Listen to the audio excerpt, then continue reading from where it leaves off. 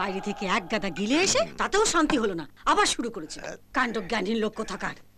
তুমি না পুলিশ, তোমার লজ্জা করে না? ছি! এদিকে তোমার মেয়ে সাত সকালে বাজারে গিয়ে গুন্ডা বদমাইশের হাতে অপমানিত হচ্ছে। সময় মতো যদি এসপি সাহেব না আসতেন তাহলে কি হতো বলো তো? আরে দেখ, রাখো তোমার এসপি সাহেব। সালা সালা এসেই আমার চাকরিটা খেয়ে নিল।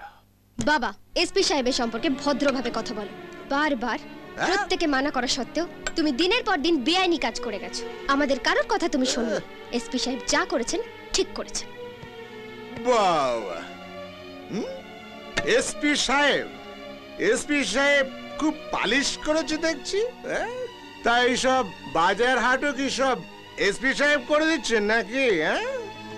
ভদ্রভাবে কথা বলে বাবা, মদকে মাতলামো করো না। কে আমাকে মাতাল বললি তুই? তোমার মেয়ে আমাকে মাতাল বললো? হ্যাঁ বললো। মাতালকে মাতাল বলবে না তো কি বলবে? বাবা, এখনো সময় আছে।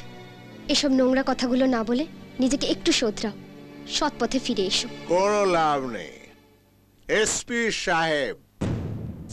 তোদের এই সৎ, নির্লোভ, আদর্শবান এসপি সাহেব কি হবে? আজকের মধ্যেই মায়ের ভোগে চলে যাবে। আজ রাতেই বাচ্চুকে খালাস।